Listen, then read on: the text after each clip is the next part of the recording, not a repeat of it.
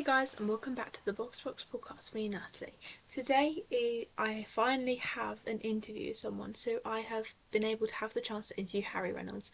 Harry is a very successful driver, I feel. He has obviously started from a young age and he's slowly going up the ranks in racing. I am very, very thankful to be able to have this interview with him. It was a very good interview to do. I did sadly accidentally cut off the start, so I had to film this like quickly, um, so I could put it on there. But it went a lot better than my first ever one that I'd done like over a screen. So yeah, I hope you enjoy it, and please, if you'd like to, follow me on this journey of doing podcasts. Obviously, being a young person trying to get a podcast out, it is hard. I'm scared that people won't watch it or something, but I just want to get it known and then try my best to like be able to interview more people. So very, very thankful for Harry for doing this, and I hope you like it. So, Harry, how did you start off in racing? So I started, I started properly karting when I was 10, but it started a lot before that for me. So I live on a farm, and when I was probably 7 years old, my dad got me a little banger car, like a couple £100 car, and taught me to drive in the fields. So from a young age, I was learning clutch control, how to change gear, all this sort of stuff where a lot of people are learning 17, 18 years old. I was very lucky to learn it at 7 years old. So yeah, then it transitioned then into proper karting. Then when I was 10, my dad got me a kart for my 10th birthday. So, moving through motorsports, how do you adapt so fast to going into something like single seaters or GTs? Oh, it's a tough thing to do and a tough thing to master. I think I'm doing a fairly good job at it, going between all these different cars. I think it is just the way of getting good at it is just swapping between all these different cars. I'm lucky where I've been through all these different disciplines like single seaters, GT now. I've done rally. I've done a bit of everything. So I'm very lucky to have tried all these different things. Be able to hop into a car and yeah, get straight to it. Have you got a favourite condition to race in? Yeah, probably like mixed conditions. Either when the track's getting wetter and we're on slicks, or when we're on wets, the track's drying and it's becoming slicks where there's a bit of a dry line forming there. They're probably my favourite.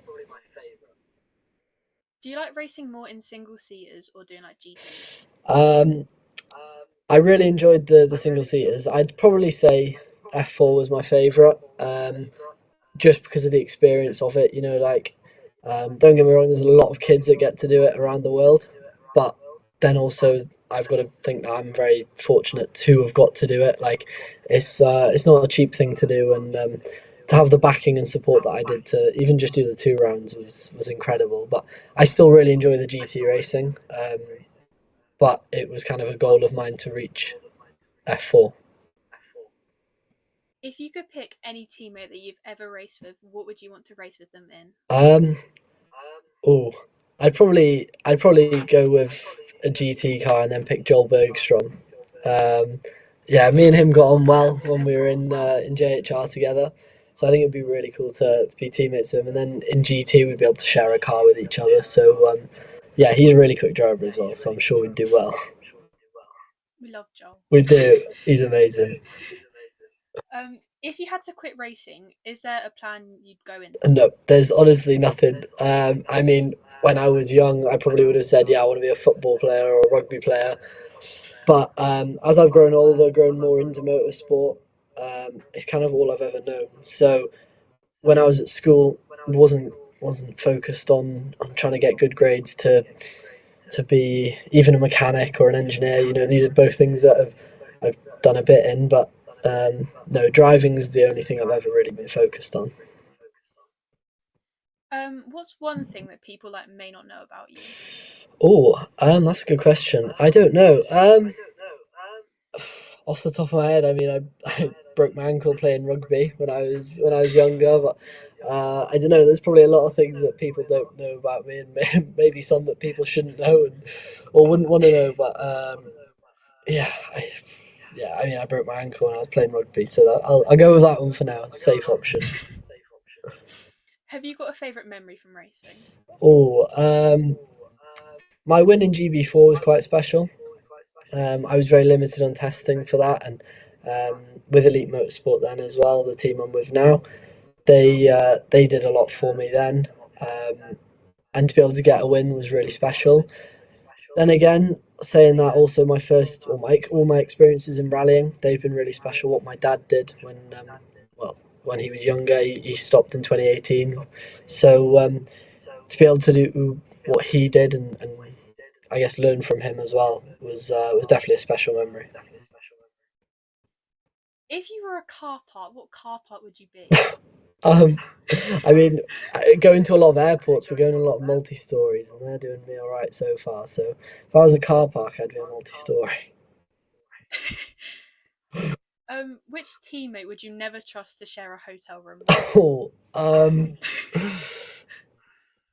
right. Let me think. I go to JHR again, and I will say Rowan. I mean, I don't know how many people would trust him, but no, not Rowan at all. Have you got an end goal where you'd like to be?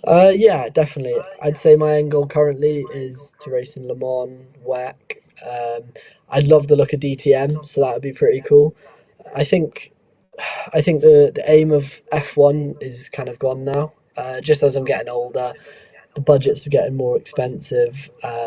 So these things are big factors against me getting to F1. I've seen a couple of drivers that have gone GT and maybe come back a bit to Formula E. So Formula E would be something I'd really like to try. So if an opportunity came to that, then that would be an aim for me as well.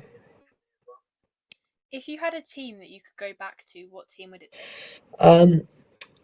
I mean, I've loved every team I've been with. So no offense to anyone in a team that I've been with before, but the Assetto Motorsport team I was with for 2021 and 2022, they got me into car racing. Um, and we had some good success. I finished fourth in the Ginetta Junior Championship with them. That's where I got my first wins in cars, and as a team, we all got on really well. Had some good teammates in there as well, and as a team, yeah, we just pushed on and did the best we could there. If there was a young person trying to get into motorsport, what advice could you give them? There's a couple of things I'd say. Probably one is just keep going. Like no matter any sport, any job, anything, just don't give up with it. You know, like if that's what you want to do, that's what you want to do. And then the second thing to do with it is just don't worry about what other people think about it. And like people are gonna make fun, people are gonna laugh and all that. But to be honest, who really cares what other people think? It's the people that support you that are gonna help push you on. And I mean, I don't know if you'd have seen some of my Instagram reels recently, but they're pretty stupid. And even my dad says, yeah, they're really stupid. But again, I don't really care, and they're getting some decent views. So yeah, they're the things I'd say to people trying to get on in motorsport. What is your hardest part you find about racing? Um, I mean, the funding's always a tough thing, but I think that's a typical answer for drivers. So probably I don't know, maybe like the training, that's quite tough, especially in single seaters. You know, the training for your neck, that's quite a big thing. I luckily adapted to it quite quickly, but definitely, from what I've heard in GB3, F3, F2, it definitely gets quite tough. I have to say, I think that's everything. Okay, no problem at all.